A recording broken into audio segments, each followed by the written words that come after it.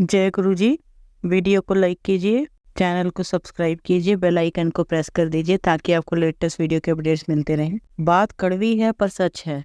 लोग कहते हैं तुम संघर्ष करो, हम तुम्हारे साथ हैं। यदि लोग सच में साथ होते तो संघर्ष की जरूरत ही नहीं पड़ती। जय गुरु जी। आज मैं आप सबके साथ जो सत्संग शेयर करूंगी वो आप सब में से ही एक है जिन्होंने हमारे साथ अपनी डिवाइन जर्नी शेयर करी है, और हमें बहुत अच्छा लग रहा है कि आप सब हमें इतने प्यारे प्यारे सत्संग भेज रहे हैं। ऐसे ही निरंतर सेवा करते रहें। आज जो आप सत्संग सुनोगे वो एक गुरु भक्त आंटी जी का है, और आंटी जी अपना नाम और जगह गुप्त रखना चाहती हैं।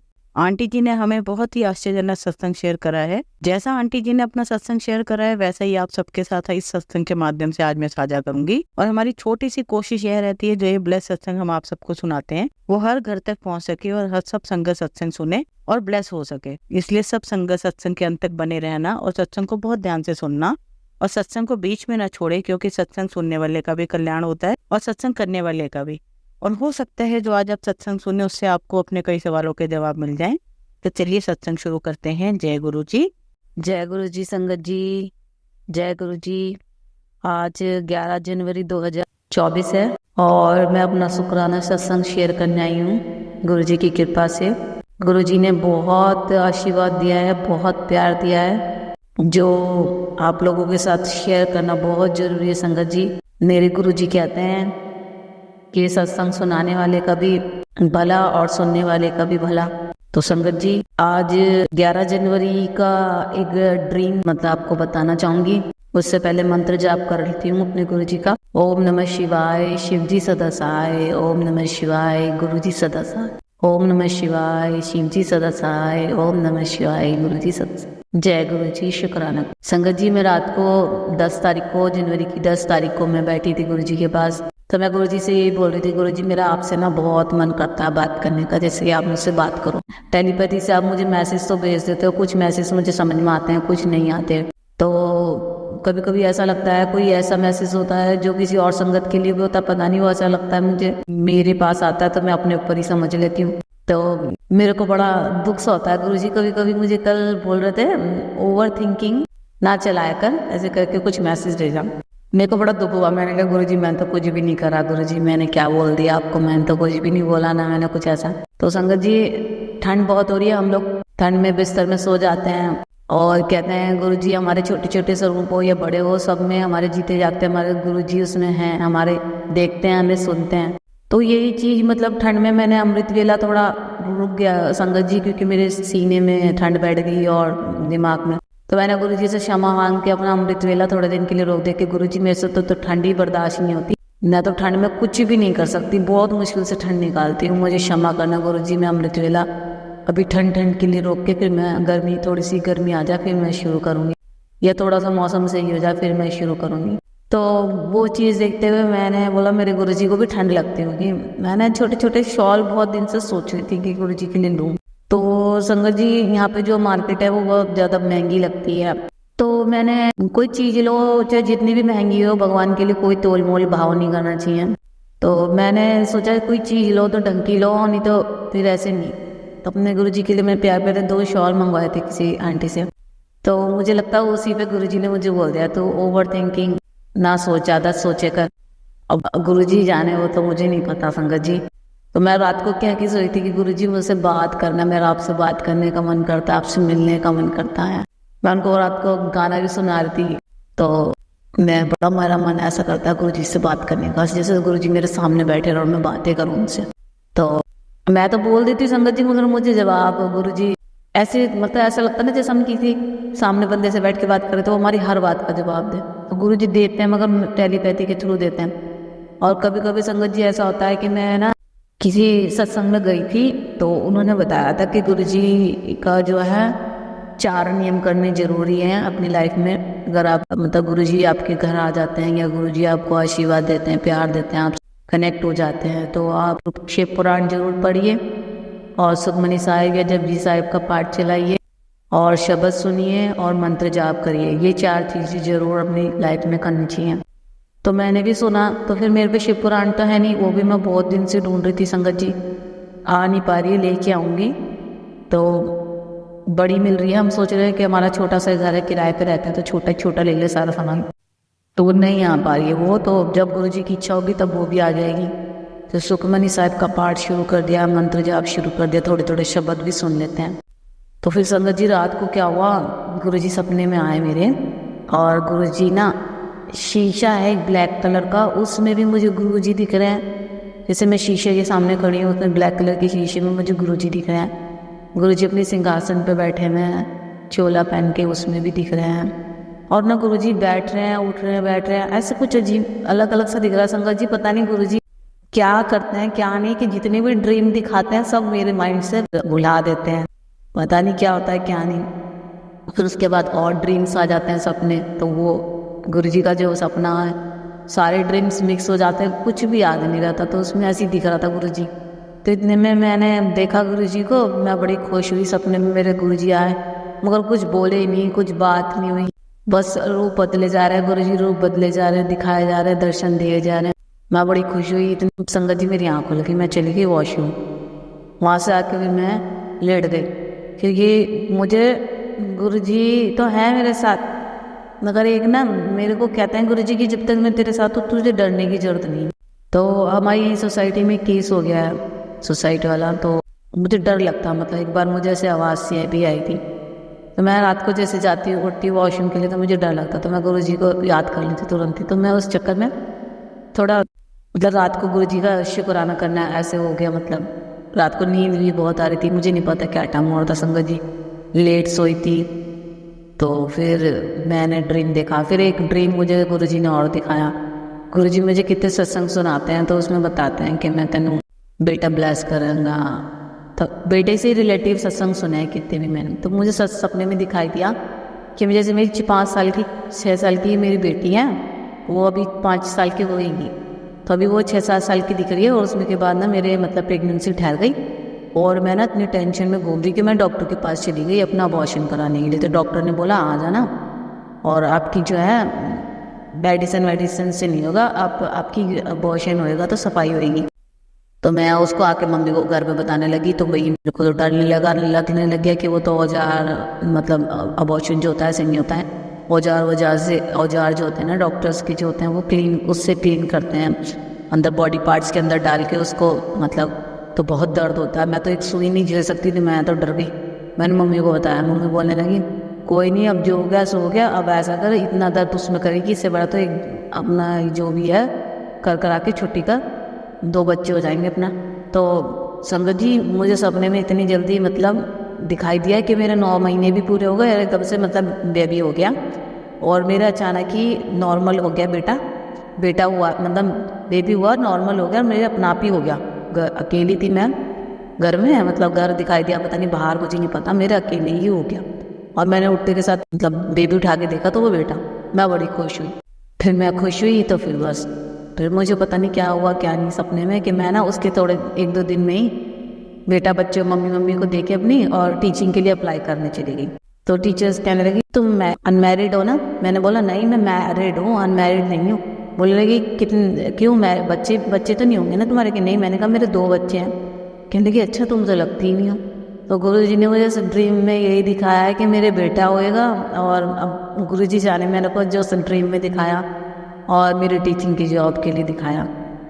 तो संगत जी ये ड्रीम आया था मुझे, जो मैं आपके साथ शेयर कर रही हूँ। और संगत जी मैं जो थी ना, मुझे ना सत्संग में जाने का बड़ा मन था। मैं गुरुजी ने मेरे को अपने बड़े मंदिर बुलाया। अपनी गुरुजी की जर्नी हमें तो पता नहीं, मतलब हम लोग गुरुजी से कब से गुरुजी हमसे जुड़े हैं हमें नहीं पता। बट यह है कि गुरुजी मुझे मैसेज में बताते थे कि तेरा पिछले कर्मों का फल है जो मैं तेरे को दे रहा हूँ। तो मतलब पिछले जन्म से जुड़े मैं गुरुजी। तो फिर संगत जी तो उसमें मुझे ना मतलब गुरुजी अक्टूबर में मुझे बड़े मंदिर बुलाया था। अक्टूबर की शुरुआत में, सितंबर की लास्ट में मुझे बड़े मंदिर बुलाया था गुरुजी ने। और जब से मेरी गुरुजी की जब से मेरे साथ जर्नी चल रही है मेरी बहन के द्वारा, और मैं जब से बड़े मंदिर बहुत गई हूँ। मेरे को गुरुजी ने जब बुलाया, जब गुरुजी ने बुलाया तब मुझे गुरुजी ने बुलाया। और जब मैं गई हूँ, वो भी मैं खुद नहीं गई हूँ संगत जी, मेरे परिवार का किसी न किसी का प्लान बना देते थे जो यहाँ पे आते थे। मेरे यहाँ से आते थे और मेरे को लेके मंदिर जाते थे। कोई ना कोई आता था और मुझे लेके जाता था। और गुरुजी का उस टाइम मैसेज ज़रूर आता था कि हुन तैयारी कर ले बड़े मंदिर आने की, हुन तैयारी कर ले लंगर चखने की, हुन तैयारी कर लेगी। जब जब गुरुजी ने बुलाया मुझे, मैसेज टेलीपैथी के थ्रू मैसेज भेजा, जब जब मेरे को गुरुजी ने मंदिर बुलाया, जब जब मैं गई, और गुरुजी ने ही इंतज़ाम कराया है, गुरुजी ने ही बुलाया। मैंने कभी नहीं सोचा, ना कभी मैंने इंतज़ाम करा अपना। और मेरे अंकल के साथ तो मेरा कभी बनता ही नहीं जाने का, और कभी जाते तो वो अंकल भी साथ में, उन्हीं फैमिली के साथ में जाते हैं, अकेले नहीं लेके जाते। तो फिर संगत जी मेरे को गुरुजी ने संगत से मिलवाया, मेरी सोसाइटी में मुझे संगत से मिलवाया मेरी बेटी के थ्रू। मेरी बेटी नए स्कूल में डली, गुरुजी ने डलवाया, और वहाँ पे वो सब ग्रुप लेके चली गई गुरुजी का जिद करके। तो टीचर ने देखा तो उन्होंने मुझे मेरी बेटी ने बताया कि मेरी मैम भी गुरुजी को, मतलब, तो मैंने उसकी मैम से बात करा, तो उन्होंने बोला कि आपकी बेटी सब ग्रुप लेकर आई थी गुरुजी का, तो इसकी टीचर जो है वो गुरुजी को मानती है, क्लास टीचर। मैंने उनसे बात करी, फिर उन्होंने मुझे किसी संगत का नंबर दिया। उन्होंने बोला हाँ वो सत्संग भी कराते हैं, अगर आपको सत्संग भी कराना है और मिलना भी तो मैं आपको नंबर दे रही हूँ। उन्होंने ऐसे ऐसे करके मुझे मिला दिया। तो संगत जी मुझे पहले सत्संग का इन्विटेशन दिलवाया गुरुजी ने नवंबर में, नहीं दिसंबर की शुरुआत में, और फिर एक दिसंबर की लास्ट में।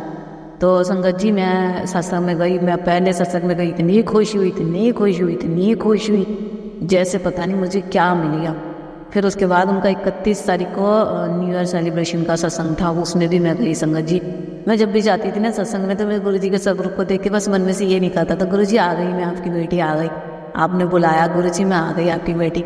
बस ऐसे मन में से विचार ऐसे निकलते थे। मैं गुरुजी को देख के इतनी खुश होती थी, कैसे पता नहीं क्या आगे गुरुजी बस देखे जा रहे हैं, वो जरूर मैं बल गुरुजी से गए, गुरुजी आ गई आपकी बेटी।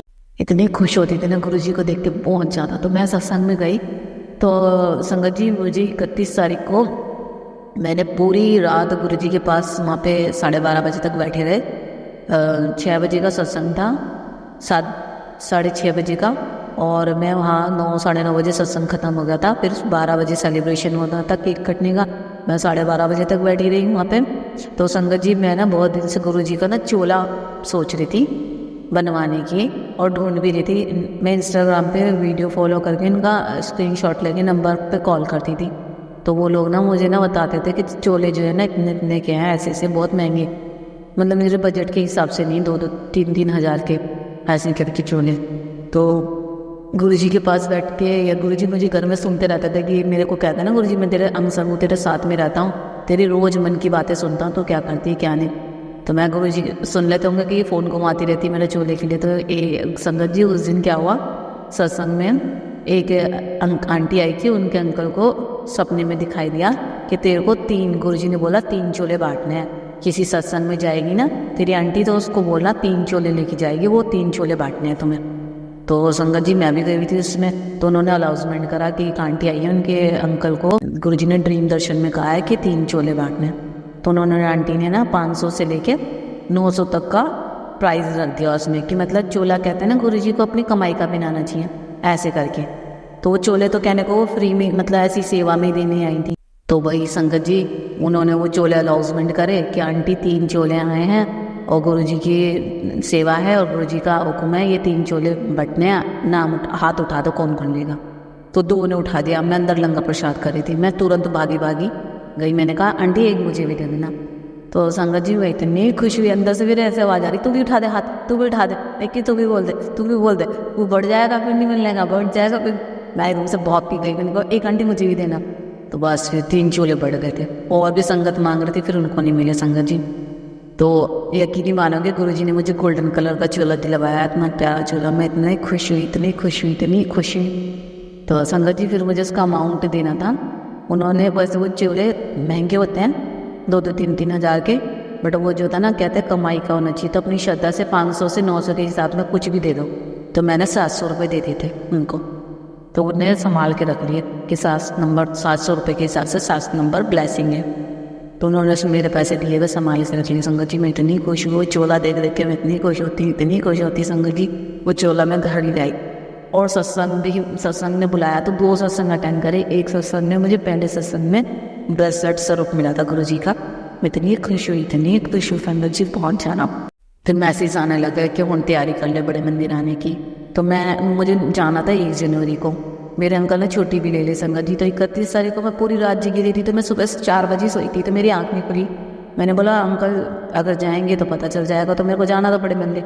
मैं नहीं गई नए साल पे, तो मेरा बड़ा मन दुखी हुआ। गुरु जी कहते हैं तुम 1 कदम बढ़ाओ, मैं 100 कदम बढ़ाऊंगा। मैं 1 कदम बढ़ा ही नहीं पाई संगत जी। मेरे अंकल ने उस दिन मुझसे लड़ाई करनी, गुस्सा हो गया कि लेट हो गया हम नहीं जा रहे, जबकि पूरा दिन खुला था, बड़े मंदिर जा सकते थे। तो फिर मैं गई नहीं गुरुजी, तो मुझे बड़ा हुआ। फिर मेरे गुरुजी ने कहा तो टेंशन ना ले, मैं बुला रहा हूँ देन। तो 7 जनवरी को गुरुजी ने पहली बार तो मुझे सत्संग में ग्रुप में मैसेज आते थे, तो ग्रुप में ही मुझे मैसेज आया कि बस जा रही है ऐसे ऐसे करके। पहले मुझे संगत से जुड़वाया गुरुजी ने, फिर मुझे सत्संग में ले गए गुरुजी मुझे। फिर गुरुजी ने सत्संग में ले जाने के बाद फिर मुझे बस सेवा के मैसेज आए। बस सेवा के मैसेज से गुरुजी ने मुझे मंदिर बुलाया। वो बोले लगे तू टेंशन न ले, तू आ जा मंदिर और मैं तेरा करवा रहा हूँ। तो गुरुजी ने ही मेरा टिकट, मैंने अपने अंकल को बोला तो अंकल ने को नंबर दे दिया। अंकल ने गुरुजी ने टिकट बुक करवाया, गुरुजी ने मंदिर बुलाया मुझे। फिर ब्लेसिंग मिली मुझे वहाँ पे, स्वरूप की ब्लेसिंग ली मैंने। लंगर प्रसाद खाया, साग था, मक्का की रोटी थी और आलू गोभी की सब्जी थी। बहुत स्वाद लगी संगत जी, बहुत स्वाद। और पर भर पेट, कहते हैं ना किसी को 1 चपाती मिलती है, 2 चपाती मिलती है, तो लंगर किसी का पेट नहीं भर पाता, मगर मेरा तो पेट भर के खाया संगत जी मैंने। क्योंकि मेरी बेटी ने लंगर प्रसाद नहीं खाया था, उसके हिस्से का भी मैंने खा लिया। थोड़ा सा खाया था उसने, आधी रोटी, उसकी रोटी बची वो भी मैंने खा लिया, उसकी मक्का की रोटी बची वो भी मैंने खा लिया, 2 चपाती मैंने खा लिया, हलवा भी मैंने खा लिया। और गुरुजी ने दरबार में भी बिठाया 10 मिनट तक। दरबार में बैठे गुरुजी के, बहुत गुरुजी का ध्यान लगा के गुरुजी से बात करी, बड़ा शुक्राना करा गुरुजी का। और क्या कहते हैं, गुरुजी ने फिर उसके बाद मैं मंदिर से आई तो गुरुजी ने सेवादारों के साथ गई थी ना, मैं संगत के साथ गई थी बस में। उन्होंने संगत जी उन्होंने इतना प्रसाद दिया, गुरुजी ने इतनी ब्लेसिंग दी। गुरुजी का मैसेज भी आया था कि तेनू 11 मेरी ब्लेसिंग मिलेंगे और तुझे अनगिनत ब्लेसिंगें भी मिलेंगी आज, और तू बस आज 7 नंबर की ब्लेसिंग मिलेगी, बहुत सारी ब्लेसिंग। तो मैं मतलब गुरुजी का ना बस में सत्संग नहीं सुन पाई, क्योंकि संगत जी भजन करते हुए जा रहे थे, गुरुजी का सिमरन करते हुए जा रहे थे, तो मैं भी करने लगी साथ में एंजॉय। और फिर गुरुजी का इतना सारा प्रसाद मिला, चॉकलेट प्रसाद, टॉफ़ी प्रसाद, जलेबी प्रसाद, समोसा प्रसाद, रेवड़ी प्रसाद और मूंगफली प्रसाद, इतना सारा प्रसाद मिला गुरुजी का। अब मेरी बेटी भी कह दी मम्मी गुरुजी के मैं मंदिर जाऊंगी तो गुरुजी मुझे टॉफ़ी देंगे। मैंने कहा हाँ। और संगत जी आप यकीन नहीं मानोगे, उस टाइम मेरी बेटी को टॉफ़ी मिली। गुरुजी की जहाँ पे सब ब्लेसिंग मिलती वहाँ पे टॉफ़ी मिली, और जहाँ पे हम गुरुजी के अंदर मंदिर में जाते जोड़ागर के पास वॉशरूम है ना, वहाँ पे मैंने अपनी बेटी को खड़ा करके मैं वॉशरूम चली गई थी, तो वहाँ पे एक आंटी ने मेरी बेटी को टॉफ़ी दी। और संगत जी उसको पूरी बस में संगत ने सब ने टॉफ़ियाँ बांटी है मेरी बेटी को। इतना शुक्राना करा गुरुजी का उस दिन का दिन, तो बस संगत जी। और मैं वहाँ से बड़े मंदिर से आई ना, तो मेरा चेहरा ना एकदम से यकीन नहीं मानोगे संगत जी, यहाँ से घर से तो गया था मेरा मुरझाया चेहरा, वहाँ से खुश होकर आई और मेरा चेहरा इतना खिला खिला हो गया संगत जी, बहुत ज़्यादा। उस दिन गुरुजी ने मुझे इतनी सारी ब्लेसिंग दी, बहुत सारी। और मेरी ना बेटी के मैंने ना 4 तारीख को ना, तो 3 जनवरी को माथे पे गुरुजी का उसने ना सब में तिलक करा था और अपने माथे पे लगा लिया उसने संगत जी। तो मेरी बेटी ने फिर क्या हुआ संगत जी, मेरी बेटी के माथे पे ना शिव परिवार का बस स्वरूप बन गया, मतलब शिव परिवार बन गया पूरा। और फिर मैंने भी अपने माथे पे एक बार गुरुजी के तिलक लगा के अपना टीका लगाया था, तो मेरे भी ओम बन गया था। गुरुजी ने मुझे उस दिन ब्लेस करा था। मैंने गुरुजी से कहा था गुरुजी मेरी तबीयत ठीक नहीं है, मुझे ब्लेस कर दो, मेरे को ठीक कर दो। तो गुरुजी ने ब्लेस करा मुझे संगत जी। और मेरे एक दिन मुझे चाय प्रसाद में, एक दिन ही 3-4 दिन मुझे चाय प्रसाद में 3-4 बार ओम के दर्शन हुए। अभी जनवरी का सत्संग शेयर कर रही हूँ संगत जी मैं 6 तारीख का, कि मुझे चाय में गुरुजी का ओम प्रसाद की ब्लेसिंग मिली। रोटी प्रसादा में भी मेरे ओम बनते हैं संगत जी, बहुत सारे ओम बनते हैं, 1 नहीं 2 नहीं 3 नहीं 4 नहीं 5-5 6 ओम बनते हैं मेरी रोटी प्रसादा में। मैं गुरुजी का बहुत शुक्राना करती हूँ। जब मैं रोटी बनाती हूँ हर रोटी को माथे से लगा के रखती रहती हूँ, शुक्राना गुरुजी करती रहती हूँ। और मेरा शुक्राना सत्संग शेयर करना था, मैं इसलिए बहुत ही से कर नहीं पा रही थी। मैं रोज उदास भी हो जाती थी कि आज नहीं कर पाई गुरुजी, कल जरूर कर दूँगी प्लीज़ गुरुजी। और 8 तारीख को भी शाम को मुझे चाय में ओम की ब्लेसिंग मिली। और सत्संग में गई थी ना, तो मुझे चाय प्रसादा मिला था ना वहाँ पे, और समोसा प्रसादा, उसमें भी मुझे ओम की ब्लेसिंग मिली थी गुरुजी की। और मैंने वहाँ पे ना अपना सत्संग भी शेयर करा था सबके साथ संगत जी। और क्या कहते हैं, मुझे मैसेज आता है कि तेरा मैरिज ब्लैक मैजिक की जड़ से ख़त्म कर दिया मैंने, और तेरा बिगड़े काम सारे बन जाएंगे, तेरे रास्ते खोल दिए हैं मैंने। और अब तेरे को तेरी ज़िंदगी में सब कुछ अच्छा होएगा।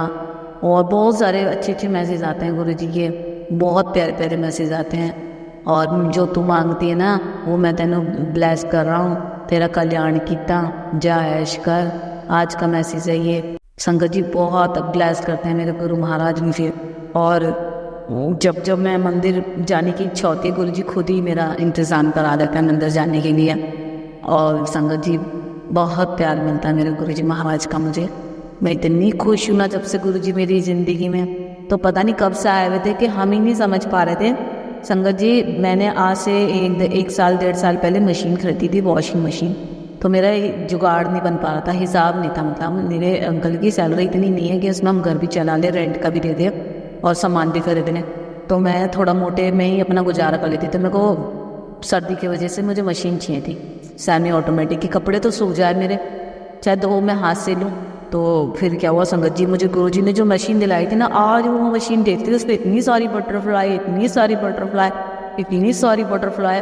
तो मैं बस आज मैं गुरुजी को देख शुक्राना करती कि गुरुजी तो पता नहीं कब से मेरे साथ चलते आ रहे हैं, मुझे पता नहीं कब से अपना प्यार दे रहे। और नहीं बता संगत जी मेरे साथ इतने इंसिडेंट हुए हैं, मैं 2 बार मरने से बची तो समझ लो गुरुजी ने बचाया, मेरी माता रानी ने, गुरुजी ने बचाया मुझे। और संगत जी जब मेरा एक बार मेरा 50 BP चला गया था और 21-22 मेरे को उल्टियाँ लग गई थी, 1 मिनट भी मैं बिना उल्टी के नहीं रह पा रही थी। और डॉक्टर ने मुझे जवाब दे दिया था, मेरा सर भी सुन हो गया था, मेरा हाथ पैर सुन हो गए थे, ठंडे हो गए थे और ठंडे पसीना आ गए थे। डॉक्टर ने बोला, ड्रिप लगाने के बाद भी बोला मेरे बस की नहीं है, इसको ले जाओ। तब भी मैं गुरुजी मैं तब भी मतलब ऐसे याद पड़ती थी, हे बोले बाबा बचा लो मुझे, हे मेरी माता रानी बचा लो मुझे, हे बोले बाबा बचा लो मुझे, मेरी बच्ची को कौन पालेगा। इतना मैंने सिमरन करा अपने अंतिम समय में कि हे साईनाथ बचा लो मुझे। पता नहीं कैसे उन्होंने, डॉक्टर ने बोला एक हॉस्पिटल पता है मैं ले चल रहा हूँ। मेरी बेटी को तो अंकल लेके बैठे और डॉक्टर ने गाड़ी चलाई और उन्होंने मुझे ले जाके हॉस्पिटल छुड़वाया था। पता नहीं वो गुरुजी थे, पता नहीं किस रूप में गुरुजी ने आके बचाया मुझे। तो आज मैं उन बातों को सोचती हूँ तो समझती हूँ कि गुरुजी तो मेरे साथ पता नहीं कब से थे, आज उनकी बचाई भी हूँ, आज उनका ही आशीर्वाद है, उनका ही प्यार है जो आज आपके साथ बैठ के सत्संग भी शेयर कर रही हूँ। और गुरुजी का आशीर्वाद भी मिल रहा है, प्यार भी मिल रहा है, बिगड़े काम भी बन रहे हैं, रोजी रोटी में बरकत भी हो रही है संगत जी। और मेरे कभी पैसे नहीं जुड़ते थे, अब मेरे पैसे भी जुड़ जाते हैं और पैसे कभी ख़त्म भी नहीं होते, उसमें बढ़ते ही रहते हैं। गुरुजी इतनी बरकत देते हैं मेरे। और संगत जी में जब मैं उस दिन ठीक हुई थी ना तो मैंने शुक्राना भी करा था, इतना मुझे याद नहीं है। और संगत जी जहाँ मैं रहती थी ना जिस घर में रेंट पे, वहाँ पे 24 घंटे मोर रहते थे, 24 घंटे। तो एक भी दिन ऐसा नहीं जाता था कि वहाँ पे मोर के दर्शन ना हो। और यहाँ तक कि ना मोर मेरे कमरे में ना खिड़की पे 24 घंटे खड़े रहते थे, मेरे टोंट मार मार के खिड़की में शीशे में कि मुझे अंदर आंदे अंदर। तो मैं डरती थी, मैंने कहा मोर तो भाई काट लेता है, मारता है। और मैंने कितनी वीडियो देखी है, कभी ये वीडियो नहीं देखी थी हमने गुरुजी से जुड़ी हुई कि गुरुजी हैं मोर के रूप में। मगर संगत जी आप यकीन नहीं मानोगे, मोर के बच्चे, मोरनी, मोर 24 घंटे मेरे घर के अंदर घर के बाहर घूमते रहते थे। या तो मेरे बालकनी में भी मोर आ जाता तो मैं दरवाज़ा बंद कर लेती थी कि मोर कहीं घर में ना आ जाए, कहीं उड़ के किचन में बैठ जाए, कहीं हमारे मार दे।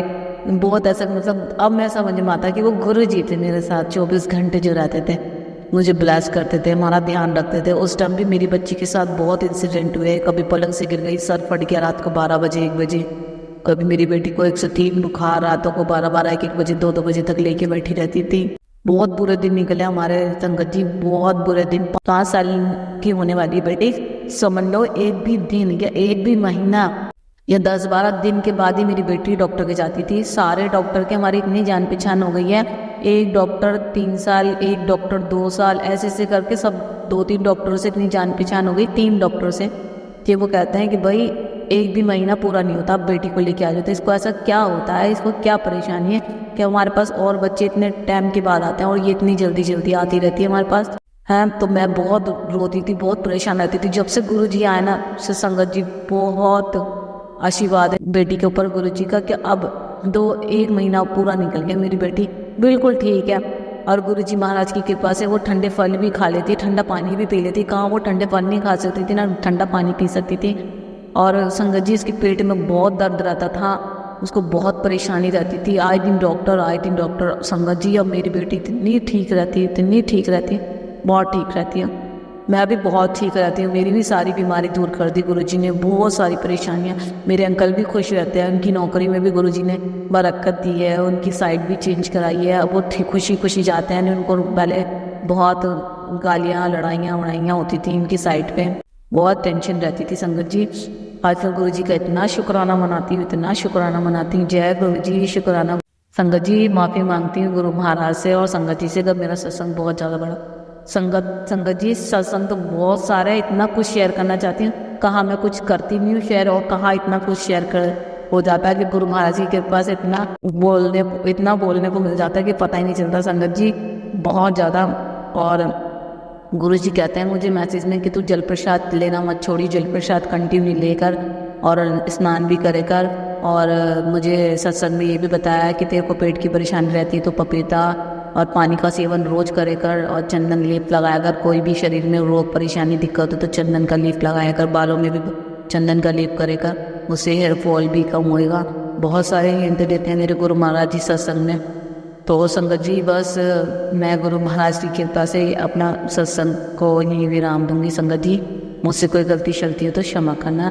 जय गुरु जी, शुक्राना गुरु जी। ओम नमः शिवाय, शिव जी सदा सहाय। ओम नमः शिवाय, गुरु जी सदा। ओम नमः शिवाय, शिव जी सदा सहाय। ओम नमः शिवाय, गुरु जी सदा सहाय। जय गुरु जी, शुक्राना गुरु जी। आप सबको एक कहानी सुनाती हूँ, आप सब इस कहानी को बहुत ध्यान से और शांत वातावरण में सुनना। चलिए कहानी शुरू करते हैं। हमारी कहानी का शीर्षक है जीवन की प्रबल इच्छा शक्ति। भगवान महावीर अपने शिष्यों के साथ जन कल्याण के लिए एक स्थान से दूसरे स्थान भ्रमण किया करते थे। उनके शिष्य निष्ठावान थे। ईश्वर के प्रति महावीर के विचारों को जन सामान्य तक पहुंचाने का प्रयत्न किया करते थे। एक समय की बात है, महावीर अपने एक शिष्य के साथ सभा के लिए जा रहे थे। उनका शिष्य कुछ समय से नाराज था, अपने गुरु को गलत साबित करने का अवसर ढूंढ रहा था। सभा में जाते हुए रास्ते में एक जंगल मिलता है। एक पौधे को दिखाकर शिष्य महावीर से पूछता है, क्या इस पौधे पर कभी पुष्प लगेंगे? महावीर जी ने कुछ समय के लिए अपनी आंखों को बंद कर लिया, तत्पश्चात उत्तर दिया, हाँ अवश्य लगेंगे। शिष्य ने उस पौधे को उखाड़कर फेंक दिया। जोर जोर से हंसकर कहने लगा, आपको इतना भी नहीं मालूम, अब मैंने पौधे को उखाड़कर फेंक दिया तो उसमें फूल कैसे लगेंगे? महावीर जी ने शिष्य को कुछ नहीं कहा। दोनों वहां से सभा के लिए आगे बढ़ गए। बरसात का मौसम था, मार्ग यात्रा करने लायक नहीं थे। महावीर और उनके शिष्य सभा स्थल पर ही लगभग एक सप्ताह रुक गए। लौटने का मार्ग वही था जिससे वह गए थे। महावीर अपने शिष्य के साथ उस स्थल पर पहुंचे जहां शिष्य ने उनसे प्रश्न किया था। शिष्य ने उस पौधे को देखा जिसे उखाड़कर फेंक दिया था। वह पौधा हरा भरा और फूलों से भरा हुआ था। शिष्य को आश्चर्य हुआ, इस पौधे को मैंने उखाड़कर फेंक दिया था तो ये वापस कैसे लग गया और इस पर पुष्प कैसे आ गए? क्योंकि उस समय वर्षा ऋतु का समय था। जल के प्रवाह से पौधे की जड़ों ने जमीन को पकड़ लिया था, जिसके कारण अब वह हरा भरा था। शिष्य के पूछने पर महावीर ने कहा, क्योंकि यह अभी जीना चाहता है, उसके भीतर जिज विषय व्याप्त है। यह कठिन चुनौतियों में भी अपने को जीवित रखना जानता है। इस कारण वह तुम्हारे द्वारा उखाड़कर फेंकने पर भी पुनः जीवित खड़ा है। शिष्य ने अपने गुरु की महानता को जान लिया था। उसके मन में जितने प्रकार के विषाद थे वह सब दूर हो गए थे। अब नैतिक शिक्षा जो हमें इस कहानी से मिलती है, अपने गुरु पर शिष्य को पूर्ण विश्वास होना चाहिए। कठिन चुनौतियों में भी स्वयं को हार नहीं मानना चाहिए। जिसके भीतर जीने की इच्छा या कुछ प्राप्त करने की लालसा होती है, वह निश्चय ही विजय प्राप्त होता है। धन्यवाद। संगत जी, अगर आपको आज का सत्संग अच्छा लगा हो तो आप इस सत्संग को और संगत के साथ जरूर साझा करें, जिससे वो भी महाराज का दिव्य आशीर्वाद प्राप्त कर सके। जय गुरु जी, शुक्राना गुरु जी।